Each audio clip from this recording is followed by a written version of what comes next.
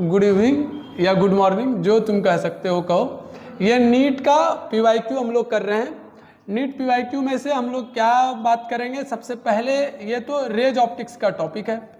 Raise optics का part number 2 है। आप पार्ट 1 इसी चैनल पर देख सकते हैं। ऑनलाइन वालों, ऑफलाइन वालों को तो पता नहीं कौन सा चैनल पर जाके देखे ये लोग, कोई उपाय नहीं है। तो ये आज जो क्लास हो रहा है ये पार्ट 2 हो रहा है ना। इससे पहले एक क्लास कर चुके हैं ऑनलाइन पर। दूसरी बात, पढ़ाने का पैटर्न यह है कि पहले हम कुछ टॉपिक्स का रिवीजन कराते हैं। जो टॉपिक्स मुझे लगता है जो फॉर्मूला वगैरह का, उसका रिवाइज कराते हैं, कहाँ से आया कैसे आया।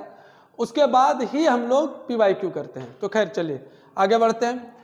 इससे पहले वाले पार्ट 1 में हम लोग पढ़ चुके हैं प्लेन मिरर के बारे में। प्लेन मिरर के बाद हम लोग पढ़े थे रिफ्लेक्शन। रिफ्लेक्शन के बाद हम लोग क्या पढ़े थे? रिफ्रैक्शन। रिफ्रैक्शन में भी हम लोग सिर्फ प्लेन सरफेस का रिफ्रैक्शन पढ़े थे। Plane surface in the sense यानी दो मीडियम के बीच रिफ्रैक्शन होगा तो इसका जो बाउंड्री लाइन होगा वो बिल्कुल प्लेन होगा, वो कर्व्ड नहीं होगा। उसमें से कुछ केस देखे थे, जैसे हम लोग ग्लास स्लैब का केस देखे थे, या फिर कॉइन पानी में रखा हुआ है उसका केस वगैरह पढ़े थे। ये सब कर चुके थे।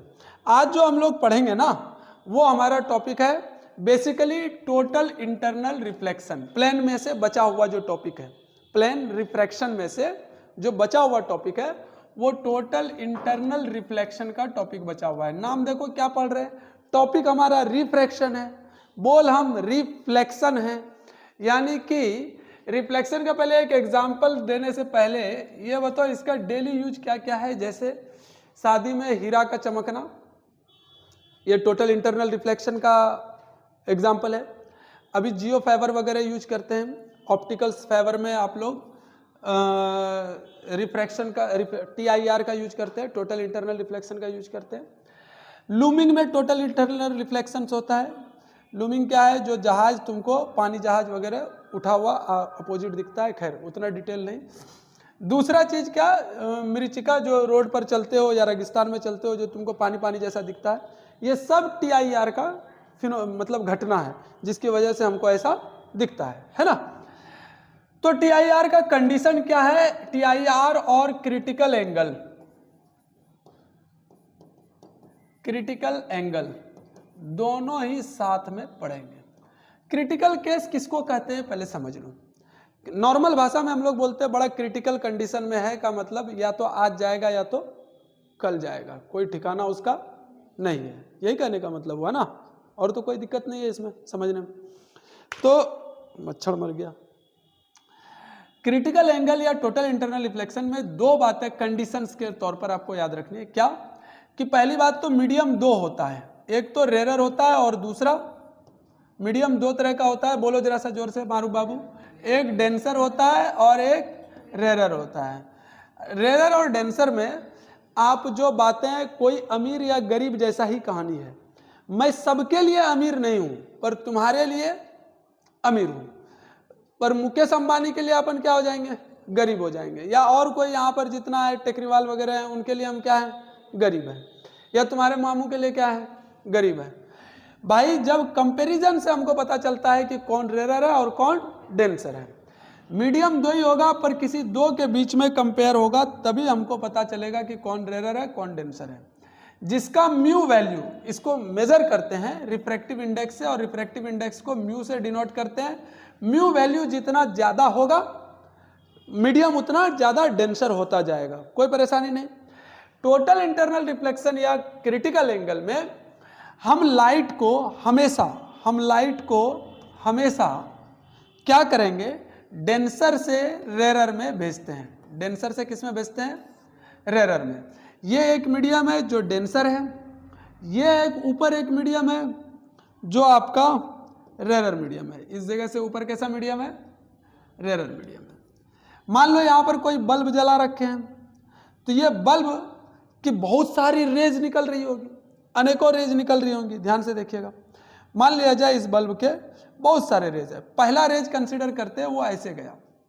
ये रेज सरफेस से जहां पर टकराया, यानी दोनों मीडियम को अलग करने वाले से जहां पर यह टकराया है उस जगह को ध्यान से देखिए। उस पॉइंट को बोलते हैं इंसिडेंट पॉइंट। कौन सा पॉइंट बोलते हैं? Incidence point. इंसिडेंस पॉइंट पर जैसे ही टकराता है आप वहां पर एंगल मेजर करने के लिए क्या ड्रॉ करते हैं, याद कीजिए थोड़ा सा, आप नॉर्मल ड्रॉ करते हैं। क्या ड्रॉ करते हैं? नॉर्मल। Very good. हम नॉर्मल ड्रॉ करने पर आए तो ये नॉर्मल यहां पर ड्रॉ कर लिए, ठीक है। यहां जैसे ही नॉर्मल ड्रॉ कीजिएगा आप तो आपको पता चलेगा कि ये जो इंसिडेंस रेज था नॉर्मल के साथ 0 डिग्री का एंगल बनाया है, या आप ऐसे भी कह सकते हैं सरफेस से परपेंडिकुलरली वो लाइट टकराया है। दोनों में से एक बात है। जब ये 0 डिग्री पर टकराता है लाइट तो ये क्या कर जाता है? सीधा क्रॉस कर जाता है, करता है ना। लाइट अगर 0 डिग्री से किसी भी दो मीडियम पर टकराएगा तो क्या कर जाएगा? सीधा क्रॉस कर जाएगा। रिफ्लेक्शन में क्या होता था? 0 डिग्री से टकराएगा तो इसी पर जाएगा और इसी से वापस आ जाएगा। इसमें ये जरा भी इधर उधर नहीं जाएगा, सीधा क्रॉस कर जाएगा। अगर 0 डिग्री के अलावा हम इस रेज को थोड़ा मोड़ने का कोशिश करें, क्या करने का कोशिश करें? थोड़ा मोड़ कर ऐसे डालने का कोशिश करें, ऐसा, ठीक है। अब बल्ब को हमने कहाँ जलाया? मान लो यहां पर जल रहा है बल्ब। तब जहां पर ये इंसिडेंस हुआ, गौर से देखिए, ये वाला एंगल कहलाता है आपका इंसिडेंस एंगल आई। और ये लाइट जब रेरर से डेंसर में जाएगा तो नॉर्मल से क्या होता है? दूर भागता है। जब दूर भागेगा तो ये ऐसा नहीं जा करके एक्चुअल में लाइट कैसा जा रहा होगा? ऐसा जाएगा। हम रेज को और थोड़ा टेढ़ा करते हैं, पहले ऐसे है, हम और थोड़ा टेढ़ा किए तो जाना चाहिए था ऐसा, वैसा नहीं जा करके रेज ऐसा चला जाएगा। एक टाइम आएगा जब हम रेज को देखेंगे यहां से ऐसा एंट्री कर रहा है रेज, तो रेज क्या हो जाएगा? इसके बाउंड्री से टच करता हुआ जाएगा, क्या ना? या बाउंड्री से टच करता हुआ बोलें, या फिर आप यूं बोलें कि ये नॉर्मल के साथ 90 डिग्री बनाकर चला जाएगा। कितना डिग्री बनाकर? अब अगर इस वाले रेज को, यानी इंसिडेंस रेज को, ध्यान से सुनिएगा, अब इंसिडेंस रेज को मैं अगर थोड़ा भी इस तरफ झुकाया, यानी पहले की तरफ ले गया, इस तरफ ले गया, तो ये 90 से एंगल घटने लगेगा। यानी ये वाला एंगल अगर इंसिडेंस एंगल है, मान लो, कंसीडर करो, कौन एंगल आई का वैल्यू अगर दो ही काम कर सकते हैं, या तो बढ़ा सकते हैं, बड़ा कर सकते हैं, या फिर एंगल आई का वैल्यू छोटा कर सकते हैं। अगर स्मॉल करेंगे तो ये एंगल रिफ्रैक्शन वाला जो एंगल है, एंगल आर का वैल्यू जो है, अगर मैं जैसे ही स्मॉल करता हूं, इस वाले आई का वैल्यू छोटा करता हूं, तो आर का वैल्यू भी 90 डिग्री से क्या हो जाएगा? छोटा हो जाएगा, होगा ना। अगर मैं क्या करता हूं? स्मॉल करता हूं, सॉरी, अगर मैं स्मॉल करता हूं तो आर का वैल्यू क्या हो जाएगा? 90 डिग्री से छोटा हो जाएगा। Very good. और जैसे ही मैं बड़ा करता हूं तो आर का वैल्यू 90 डिग्री से बड़ा हो जाएगा। और आई पर रखता हूं तो आर का वैल्यू 90 डिग्री हो जाएगा। जब आई पर रखते हैं और ये 90 डिग्री होता है तो इस आई वाले एंगल को वो क्रिटिकल कंडीशन माना जाता है और इसे बोला जाता है क्रिटिकल एंगल। क्या बोला जाता है? यानी कि यही वो एंगल है जहां से जरा भी छोटा किए तो लाइट रेरर मीडियम में चला जाएगा, जरा भी बड़ा किए तो लाइट डेंसर मीडियम में चला आएगा। और जब लाइट डेंसर मीडियम में आ जाएगा, यानी ये वाला कंडीशन जब हो जाएगा कि आई का वैल्यू एंगल ऑफ इंसिडेंस का value greater than critical angle of r का वैल्यू जब 90 डिग्री से बड़ा हो जाएगा। ध्यान से देखिएगा, ये एक मीडियम को बाउंड्री दिया हम, है ना, ये आपका नॉर्मल पॉइंट हो गया, यहां पर आपका एंगल आई चला गया, इस एंगल आई पर रिफ्रैक्शन एंगल ये चला गया। अगर इस जगह से एंगल आई को थोड़ा भी मैं बड़ा कर देता हूं, बार बार मैं बोल रहा हूं, ये रेड वाले पर आ जाता हूं, तो लाइट घूम करके इसी मीडियम में आ जाएगी। यानी डेंसर से गई लाइट, रेरर में भेजना चाहते थे, वापस कहां चली आई? डेंसर में। इस वाले कंडीशन में जितनी भी लाइट यहां से अब जा रही होगी रेड कलर से, एक रेज थोड़ी जा रही होगी, अनेकों रेज होगी, जितनी भी रेज जा रही होगी वो टोटल के टोटल रिफ्लेक्ट कर जाएगी। सर ये काम तो आप प्लेन मिरर में भी कर सकते थे, ये करने का क्या जरूरत था? प्लेन मिरर के केस में सारी लाइट का रेज रिफ्लेक्ट नहीं करता है, पर इस वाले केस में सारे लाइट का रेज रिफ्लेक्ट करता है, इसीलिए इसे टोटल इंटरनल रिफ्लेक्शन बोला जाता है। क्या बोला जाता है? टोटल इंटरनल रिफ्लेक्शन बोला जाता है।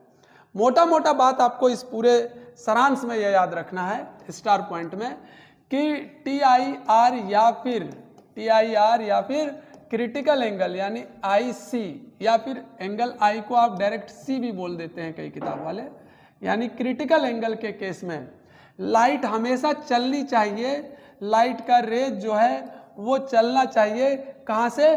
डेंसर टू रेरर के केस में। और जब एंगल R का वैल्यू 90 डिग्री होगा तो उस एंगल I को क्या बोला जाएगा? Critical angle. और जब एंगल R का वैल्यू ग्रेटर देन 90 डिग्री होगा तो इस केस में हमारा इंसिडेंस रेज यानी एंगल I का वैल्यू ग्रेटर देन C होता है, और इस फिनोमिना को बोला जाता है टोटल इंटरनल रिफ्लेक्शन, और इस फिनोमिना को बोला जाता है क्रिटिकल एंगल केस। कोई परेशानी है इतना समझने में? अब थोड़ा और ध्यान देते हैं। छापना है तो पहले छाप लो, इतना अगर आता है तो अच्छी बात है, इतना अगर आता है तो अच्छी बात है, नहीं आता है तो आप छाप ले, जल्दी करो, बाद में स्क्रीनशॉट मार लेना यूट्यूब से।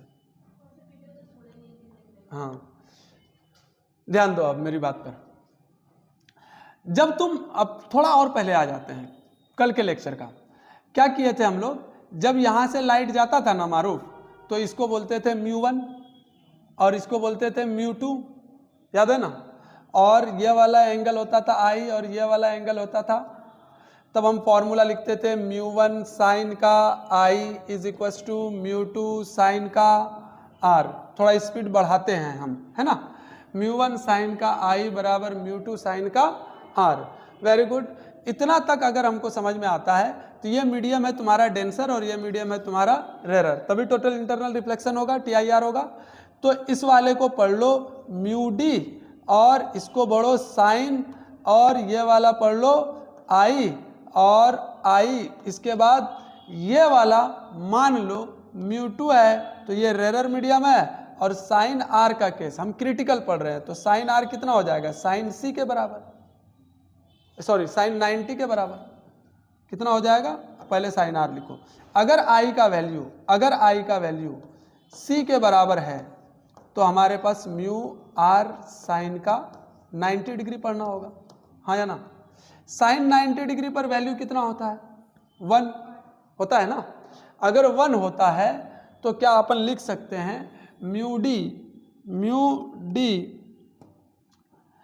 डी साइन का C is equal to mu R into 1। यहाँ से पता चला कि म्यू डी बटे mu R is equal to 1 by sine C, या इसका दूसरा फॉर्मूला ये कह सकते हैं कि आप ऐसा भी बना सकते हैं कि sine C is equal to mu R upon mu D, या C is equal to sine का inverse mu R by mu D. क्या इतना चमका आपको? हाँ या ना बोलो एक बार, पल्ले पड़ा? कोई इसमें रॉकेट साइंस है? चलिए, वेरी गुड। अब हम एक टॉपिक आते हैं, थोड़ा और आगे बढ़ते हैं। टॉपिक का नाम है स्पेरिकल रिफ्रैक्शन। स्पेरिकल रिफ्रैक्शन क्या होता है?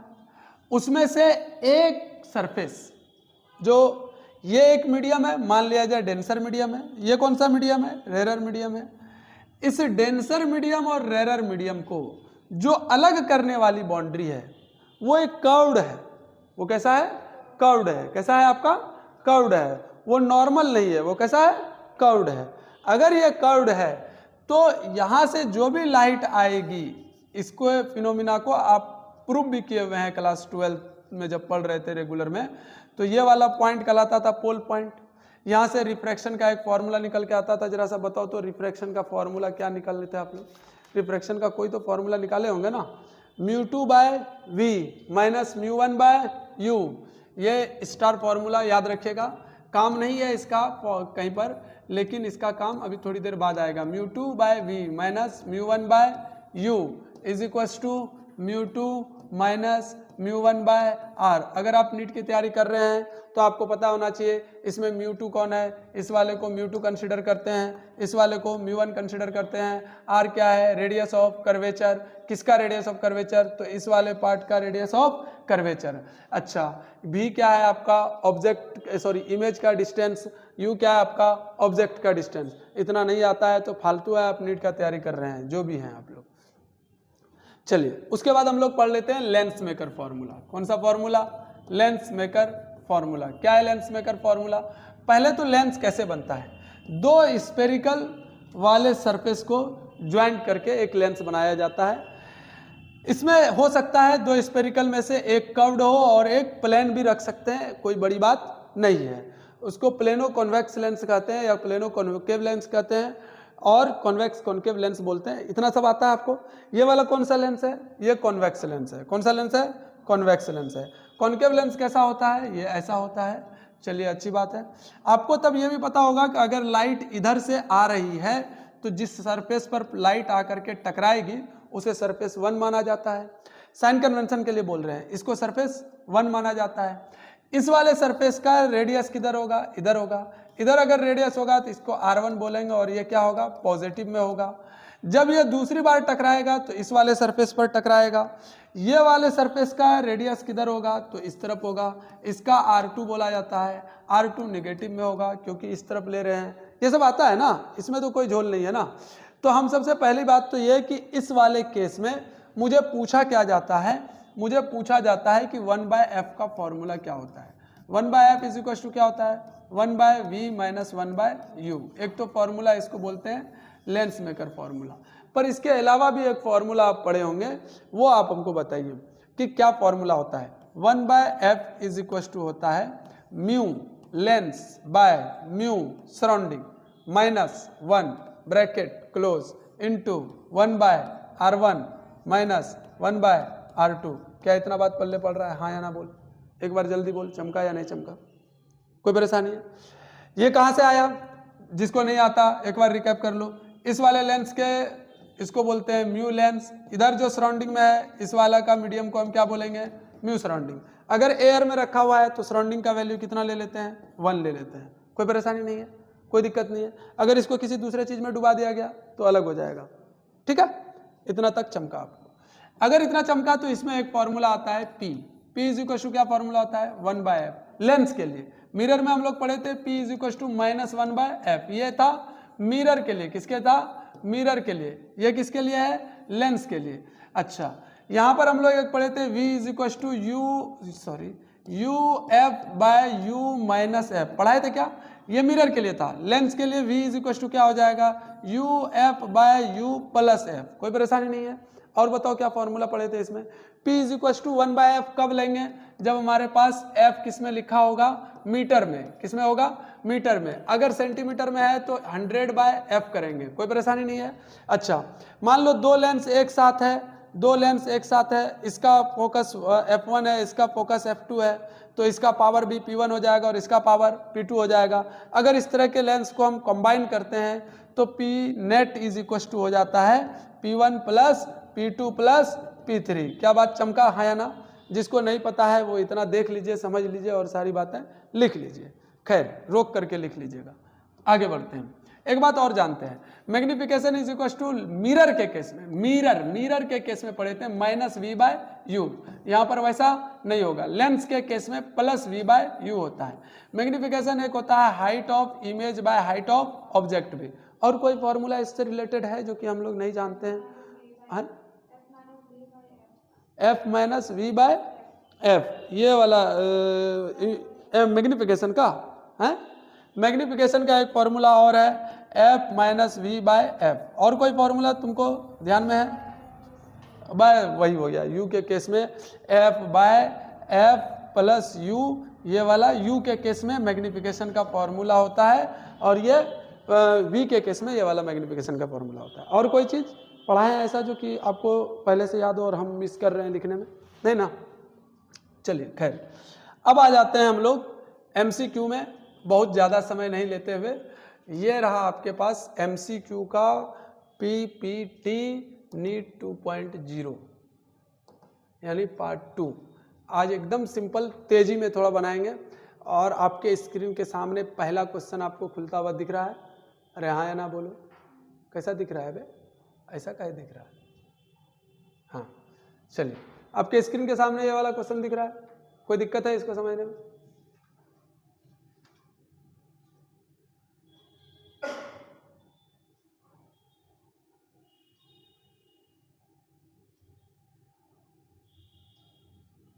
ये रेड क्यों नहीं हट रहा है गुरुजी?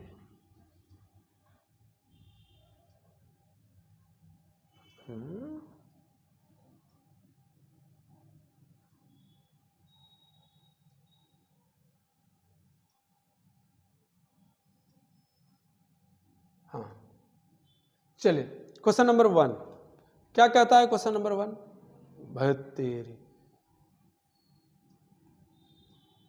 मार करवाएगा क्या जी? मार करवाओगे क्या जी? सॉरी,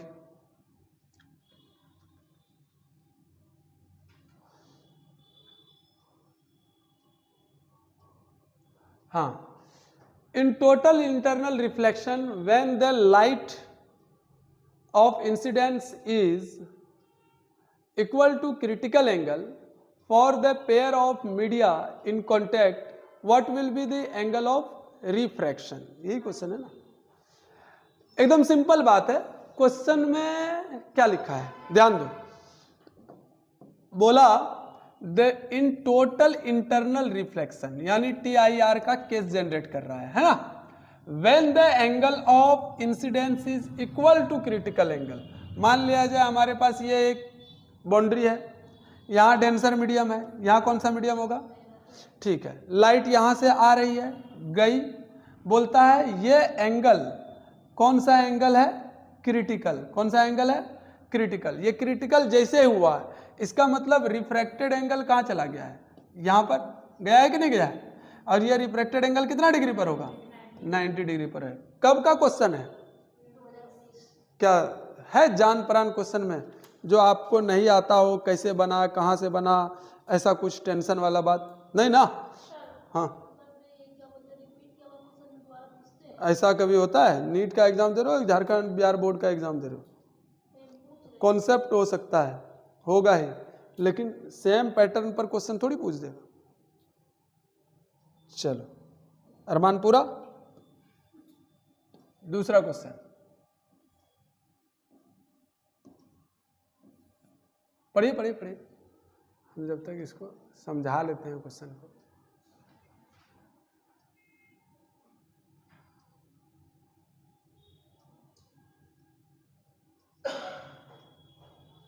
अच्छा, अगर हम इसको ज़्यादा बड़ा में हो जा रहा है क्या, जिसकी वजह से ऐसा कर रहा है क्या? थोड़ी देर वेट कीजिए।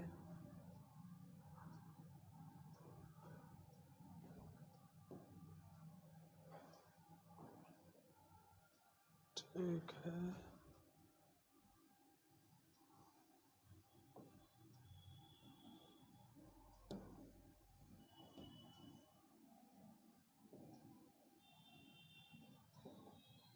हाँ, अब पढ़ने में अच्छा लग रहा होगा ना। क्या है question? Two thin lenses of focal length f1 and f2 are in कहाँ चला है? यही क्वेश्चन था। हाँ, two thin lenses of focal length f1 and f2 are in contact and coaxial, the power of the combination is. एकदम simple है भाई। उसने क्या बोला कि दो गो लेंस है, वो भी थिन लेंस है। ये लेंस है मान लो, ये लेंस है मान लो, दोनों लेंस को हम क्या किए हैं? फोकल लेंथ इसका f1 है और इसका f2 है।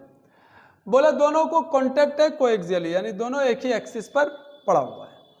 तो पावर ऑफ कॉम्बिनेशन इज, तो पावर का फॉर्मूला क्या कहता है? P1 plus P2। ये किसका? P नेट का फॉर्मूला है। इसका मतलब P net is equal to, अगर मैं देखूं तो 1/f1 प्लस 1/f2। सॉल्व करने पर क्या पता चलेगा? f1 f2 नीचे आ जाएगा, f1 और f2 आपका नीचे multiplication f2 plus f1।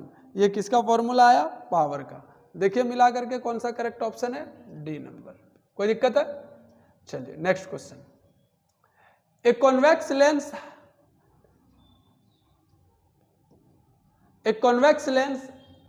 And a concave lens. एक कॉन्वेक्स लेंस है, कॉन्वेक्स लेंस ये बना लिए, ठीक है। कॉन्केव लेंस ये बना लिए, कॉन्केव ही तो हो जाएगा ये। Concave lens etch having same focal length, अच्छा अलग अलग है भाई, सॉरी। कॉन्केव लेंस ये बना लिए, इसका फोकल लेंथ कितना है f1 मान लो, और इसका फोकल लेंथ कितना है f2। Convex lens focal length 25, etch having same focal length. तो f1 का फोकल लेंथ है 25, f2 का भी फोकल लेंथ है 25। अच्छा एक बात बताओ, फोकल लेंथ किसी का पॉजिटिव किसी का निगेटिव तो होगा ही ना। किसका पॉजिटिव होता है, कॉन्केव का कि कॉन्वेक्स का? फोकल लेंथ किस लेंस का पॉजिटिव होता है और किस लेंस का निगेटिव होता है, ये हम आपसे पूछ रहे हैं।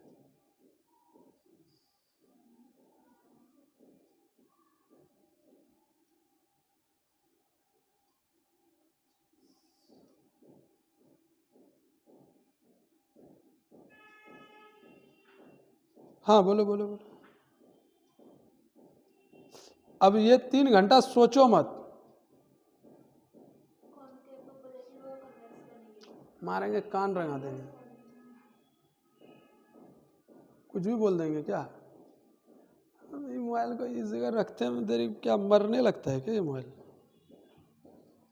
आराम से सोच लो, सबके लिए है ये, और हमको चाहिए आंसर सही।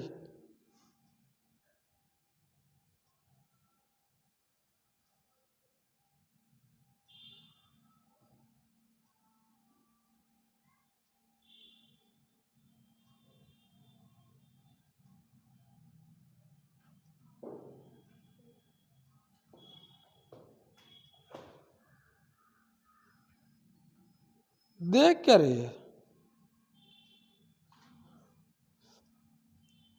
नहीं दिमाग में धस रहा है ना? चलिए देखते हैं। ये वाला लेंस का R1 किस तरफ होगा? चलो ध्यान से बताओ, नहीं समझ पाए तुम लोग। इस वाले का R1 किधर होगा? इस तरफ, पॉजिटिव लेंगे। इस वाले का R1 किधर होगा? इस तरफ, तो क्या लेंगे? नेगेटिव। ये हो गया पॉजिटिव, वो हो गया नेगेटिव। अब बोला दोनों को कंबाइन क्या है, तो इसका मतलब P is equal to P net is equal to, फिर से क्या फॉर्मूला आ जाएगा? 1/f1 plus 1/f2। 1/f1 के जगह पे 1/25 प्लस माइनस 1/25, कितना आंसर आ जाएगा? 0। क्या आया? पावर आपका 0 आ गया। The power in dioptre of combination is 0। अब ध्यान से सुनो, मेरी बात को ध्यान से सुनो, गौर से सुनो। अगर मैं ये कर लूं, इधर देखो, अगर मैं इस लेंस को यहां पर ऐसा सेट कर दूं तो तुमको कैसा फील होगा? दोनों को कंबाइन किया, कंबाइन करने के बाद ये वाला तो तुमको कुछ पता ही नहीं चलेगा, और इसका जितना फोकस है इसका भी फोकस उतना ही है, तो दोनों पैरेलल जैसा दिखेगा। और ये थिन लेंस है तो तुझे कैसा दिखेगा? एक लाइन जैसा दिखेगा बस। लाइन में तुम अगर इधर से कोई लाइट रेज जा भी रहा है या ऑब्जेक्ट का इमेज बन भी रहा है तो ऐसे भी मैग्नीफाइड नहीं होगा, बड़ा या छोटा नहीं दिखेगा, बराबर दिखेगा। पावर का काम क्या है? बड़ा या छोटा करके दिखाना। तो जब इसका बड़ा छोटा दिखेगा ही नहीं तो पावर कितना है उसका? तो नहीं भी बनाते ना तो भी आंसर इसका क्या लिखते हैं हम? 0। Very good. देखिए यहां क्वेश्चन है, two similar thin equiconvex lens. बोलता है दो गो पतला इक्वी कॉन्वेक्स लेंस है और फोकल लेंथ f इच, और दोनों का फोकल लेंथ कितना है? f, आर केप्ट कोएक्सियली, यानी एक ही एक्सिस पर रखा हुआ है, in contact with each other, दूसरे के कॉन्टैक्ट में है। दोनों कैसा लेंस है पहले वो देख लो, दोनों कॉन्वेक्स है। हम बना लिए एक कॉन्वेक्स लेंस, और इसी कॉन्वेक्स लेंस को हम क्लोन करके कॉपी कर लिए और इसको फिर ले जा करके इसमें जोड़ दिया। ठीक है यहां तक, और दोनों पतला है।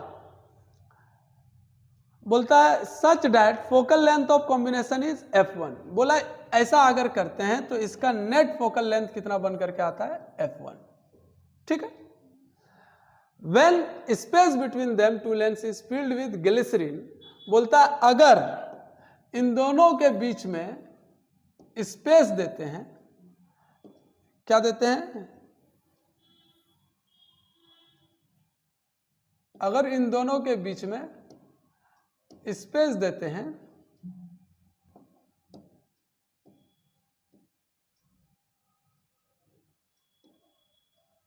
अब स्पेस दे दिए और इसमें क्या भर दिया, ग्लिसरीन। यहां पर क्या भरा हुआ है आपका, ग्लिसरीन भर दिए, ठीक है। विच हैव रिफ्रैक्टिव इंडेक्स कितना दे रखा है 1.5, यानी इस ग्लिसरीन का म्यू वैल्यू दिया है 1.5। As that of glass then equivalent focal length f2, और इस केस में इक्विवेलेंट फोकल लेंथ कितना निकल के आता है बच्चा, f2। The ratio of f1 ratio f2, तब पूछा है f1 और f2 का रेशियो क्या होगा। आपको हम 30 सेकंड तक देते हैं सोचने की क्षमता, आप सोच लीजिए फिर मुझे बताइए।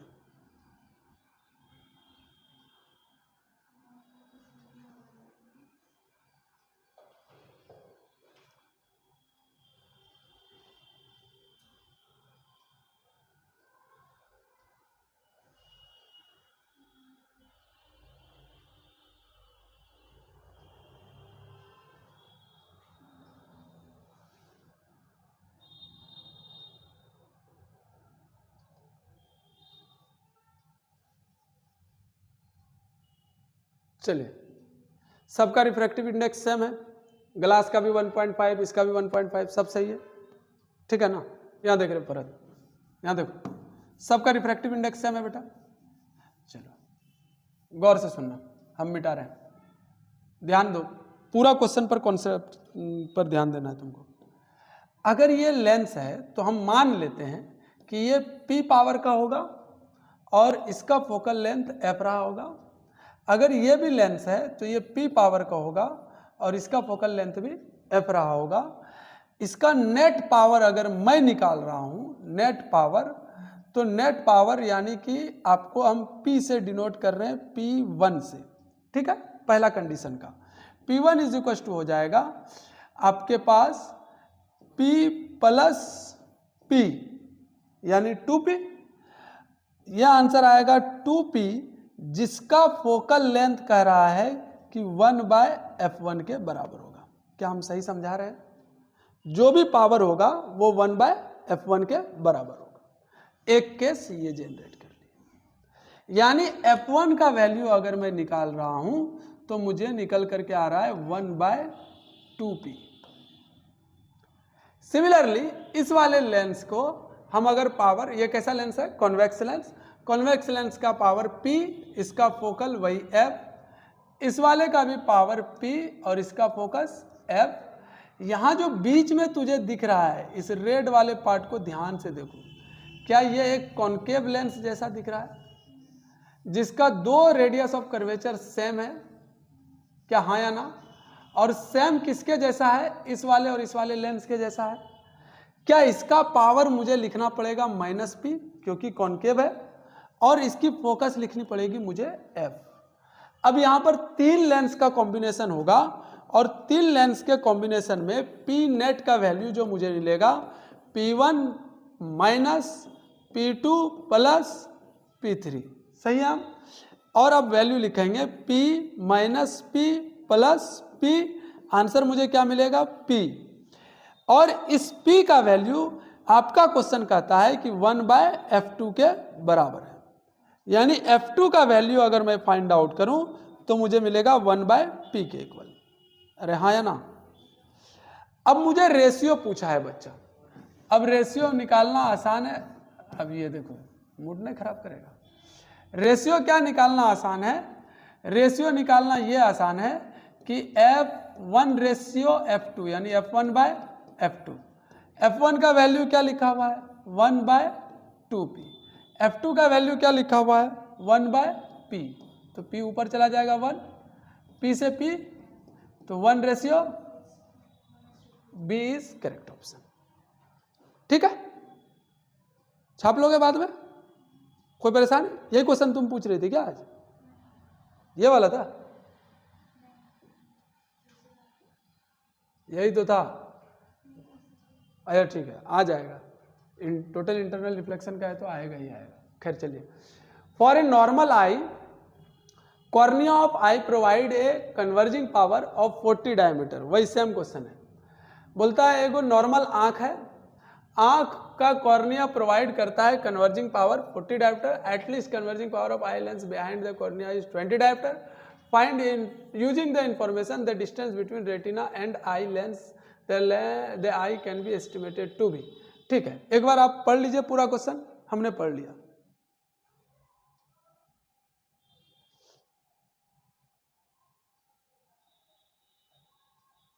ठीक है, मान लीजिए पहला लेंस है जिसका पावर है 60 डायोप्टर, सॉरी 40 डायोप्टर, सही है हम। दूसरा लेंस है जिसका पावर है 20 डायोप्टर, सही है हम। बोला इसका कहीं इमेज बन रहा होगा रेटिना पर, रेटिना पर इमेज बन गया, और बोला है किसका चाहिए मुझे, आई और लेंस के बीच, सॉरी किसके बीच में, लेंस और रेटिना के बीच में डिस्टेंस चाहिए, ये ना तुझे चाहिए, ये वाला डिस्टेंस चाहिए ना, ये ना, हाँ ना बोलना भाई। ठीक है, अगर मैं नेट पावर की बात करूं, power net is equal to P1 plus P2, यानी हमारे पास आ जाएगा P1 प्लस P2 का मतलब 60 डायोप्टर। अगर मैं 60 डायोप्टर पावर नेट यानी 1/f focal length, 1/f focal length dioptre में है तो हमको डालना पड़ेगा 60 इज इक्वल टू 100 सेंटीमीटर में लाना है ना, f 100/60, 60 नीचे आ जाएगा, तो f इज इक्वल टू 100/60, ये गया 2 3 6 2 5 10, 1.67 सेंटीमीटर। अब गौर से सुनो, ये तो f का वैल्यू आया, तुम यहां से भी लिख सकते हो क्योंकि वो इन्फिनिटी से लाइट आ रही होगी तो फोकस पर जा करके रिप्रेजेंट होता है, तो ये डिस्टेंस क्या हो जाएगा, यही तो आपका डिस्टेंस हो जाएगा, तो 1.67। चलिए next question, a convex lens is dipped in a liquid whose refractive index is equal to refractive index is equal to refractive index of lens।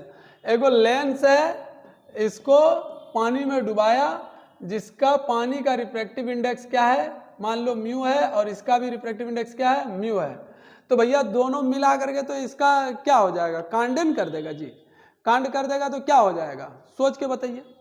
अगर वो कांड कर दिया कि एक में दूसरे को डिप कर दिया तो बोलता है फोकल लेंथ क्या होगा, तो ये तो पूरा एक प्लेन जैसा दिखने लगेगा, तुम पहचान भी नहीं पाओगे बीच में लेंस डुबाया है, पहचान पाओगे। इसका मतलब इसका पावर कितना हो जाएगा, अब 0 हो जाएगा, पावर 0 होने का मतलब क्या हो जाएगा, फोकस क्या हो जाएगा, इन्फिनिटी हो जाएगा। अरे हाँ या ना, ऐसे भी याद करो, तुम्हारा अगर कोई स्ट्रेट प्लेन ग्लास है, इसका तुम्हारा फोकस क्या होता है, इन्फिनिटी पर होता है, या रेडियस ऑफ कर्वेचर क्या होता है, इन्फिनिटी पर होता है, इसका पावर क्या होता है, 0 होता है, ये कोई पावर ही नहीं कंज्यूम कर सकता। अरे हाँ कि ना, very good. Which of the following is not due to total internal reflection, निम्न में से कौन सा टोटल, अभी तो बताया ऑप्टिकल फाइबर का काम TIR से होता है, मिरर का काम TIR से होता है, और डायमंड वाला काम भी मेरे TIR से होता है। तो difference between apparent and real depth कल पढ़े थे, एफरेंट और रियल डेप्थ, ऑनलाइन वालों पार्ट 1 देख लेना, वहां पर है ये वाले क्वेश्चन का, उसमें थोड़ी होता है ये TIR का घटना, होता है क्या, इसका बी ऑप्शन करेक्ट हो जाएगा, ये वाला क्वेश्चन था तुम्हारा। A light ray travel in a transparent medium, एक लाइट ट्रांसपेरेंट मीडियम में ट्रेवल करता है, किसका, तो नहीं होगा, क्वेश्चन क्या है, नॉट ड्यू टू, वहां भी पढ़ लेना due to, a ray of light travelling in a transparent medium of refractive index mu. ठीक है, एक लाइट है ट्रांसपेरेंट मीडियम में तैरना चाहता है यानी जाना चाहता है, जिसका रिफ्रैक्टिव इंडेक्स है mu, falls on the surface separating the medium by air at an angle of incidence 45 degree for which of the following value mu rays, कोई डायग्राम है क्या इसमें? नहीं, क्वेश्चन के टाइम में डायग्राम दिया है क्या? क्वेश्चन के टाइम में नहीं है ना। चलिए एक बार आप सोच लीजिए, फिर हम तो हैं ही। सोचा गया? नहीं सोचा है? ठीक, म्यू तक सही है ना? क्या बोला है? Which of the following value of mu can ray undergo total internal reflection. ठीक, टोटल इंटरनल, ये वाला डेंसर मीडियम है, बाहर रेयर मीडियम होगा। लाइट को हम यहां से ले जाते हैं, ले गए, जहां पर आया उसको हम नॉर्मल ड्रॉ किए। ये वाला एंगल कितना बोल रहा है? 45 डिग्री। उसके बाद बोलता है कि यहाँ क्रिटिकल केस है, तो ये वाला एंगल आर का वैल्यू कितना हो गया? 90 degree.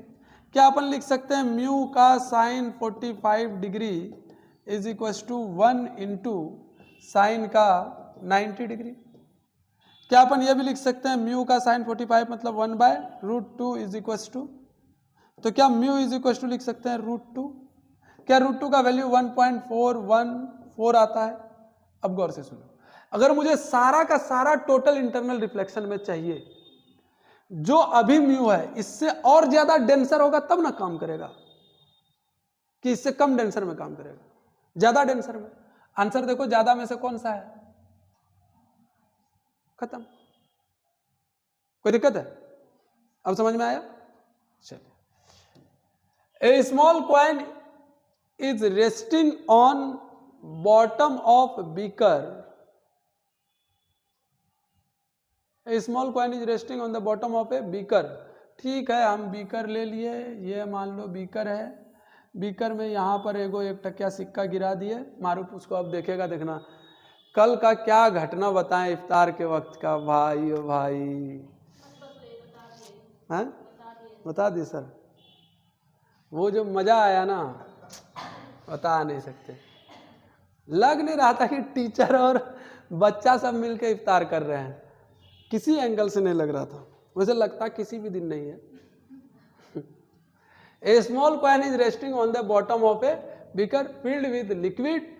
A ray of light from the coin travel up to the surface of the liquid and moves along its surface. How fast is the light traveling in the liquid? अरे बाप रे, diagram है? कोई diagram है? अरे question में कोई diagram है? कोई डायग्राम ही नहीं है। ठीक है, इसका ऑप्शन भी नहीं है क्या? ऑप्शन तो होगा ना, क्वेश्चन ही नहीं है, हैं? ऐसा वाला बात मत बोलो, हम कहां से छाप लिए थे?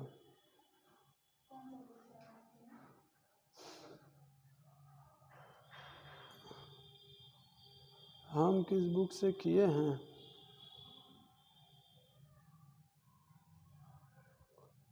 देना बुक हमको। हमारे पास कौन सा बुक है? MTG का है, आई का है, बैल कहीं की, हट।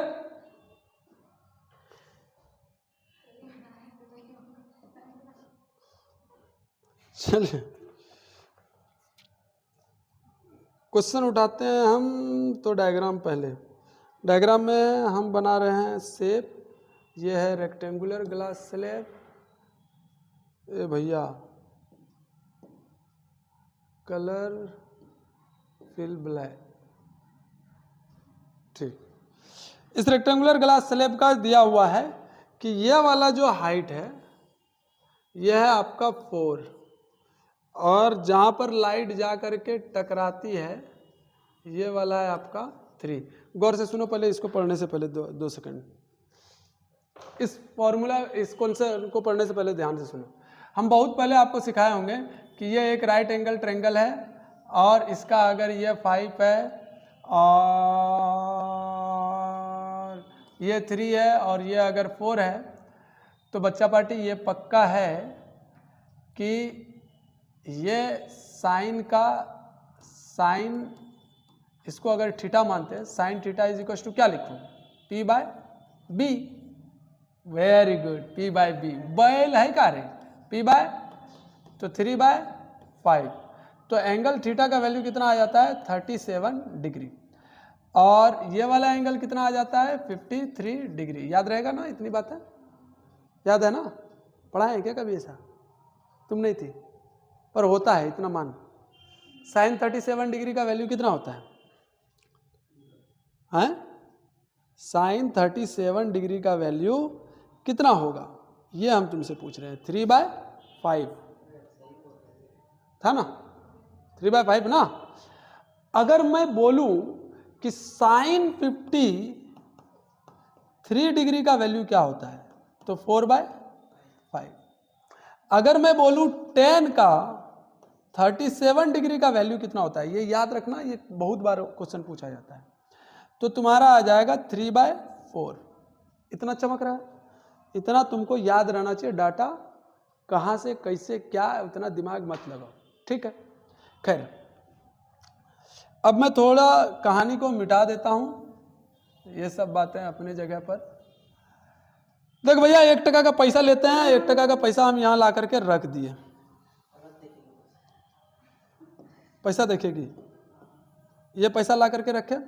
इस पैसा को लाने के बाद इस पैसा से जो लाइट चलकर चलेगा सामने से, ये लाइट क्या होगा, ये लाइट यूं करके चला और यहां आकर के टकराया, ठीक है। जब यहां आकर के टकराएगा तो इस एंगल को हम इंसिडेंस एंगल बोलेंगे। ध्यान से देखो फरहत, ये वाला लाइन भी तो 4 वैल्यू का होगा, और ये वाला लाइन बेटा, ये वाला लाइन भी मेरा 3 वैल्यू का होगा। इसका मतलब ये एंगल उसका कितना होता है, ये मुझे अब फाइंड आउट करना है। पहली बात तो ये, अगर ये एंगल फाइंड आउट करने पर आ गए तो ये 37 डिग्री आएगा। सही है? अरे हाँ कि ना? इसका मतलब ये एंगल भी हमारा कितना है, तो ये वाला एंगल कितना है, इतना तक चमक गया। पहले हमको पूछता है how fast is light travel in the liquid. यहां पर जो लाइट ये जो ट्रेवल किया है उसका स्पीड क्या है, यही पूछा है ना। अरे इस लिक्विड में जो लाइट ट्रेवल किया है उसका स्पीड क्या है। अगर मैं ऐसा करूं, यहां पर जाने के बाद ये लाइट क्या करता है, TIR का कॉन्सेप्ट ले लेता है, हाँ कि ना। यहां पर जाने के बाद लाइट क्या करता है, TIR का कॉन्सेप्ट लेता होगा। तो डालो, TIR का कॉन्सेप्ट ले लेगा, तो mu sine 37 degree is equal to mu 2 sine 90 degree. Mu 2 का वैल्यू कितना है, एयर में जा रहे हो तुम, एयर का वैल्यू कितना 1, और म्यू साइन 37 का वैल्यू कितना बताया अभी 3/5। तो म्यू का वैल्यू क्या हो गया 5/, यहां तक चमका सबको, यहां तक चमका। यानी ये जो पानी है इसका म्यू वैल्यू कितना है 5/3। कोई दिक्कत नहीं, अरे हाँ कि ना, यहां तक आ रहा है ना। A small coin is resting on the bottom of beaker. पैसा यहां रखे, ए लाइट गया क्वाइन तक up to the surface, surface पर गया and moves along its surface, ये सरफेस के अलोंग मूव कर गया। तो टोटल ये क्रिटिकल एंगल का केस आ गया ना जी। क्रिटिकल एंगल का अगर केस आ गया तो इसका मतलब अब मुझे पूछा है कि ये लाइट का स्पीड क्या है। यहां जो लाइट चल रहा है टके टके टके टके, इसका स्पीड क्या है। Speed of light is equal to consider करते हैं v। कर फॉर्मूला पढ़ाएंगे, v is equal to c by mu. पढ़ाए क्या? c का वैल्यू कितना है 3 × 10 का पावर 8, बाय म्यू का वैल्यू कितना है अभी निकाले 5, और ऊपर चला जाएगा 3। कैलकुलेट कर लोगे, आंसर मिल जाएगा, जो भी आंसर होगा लिख लो, ठीक है। वो बात की बात है।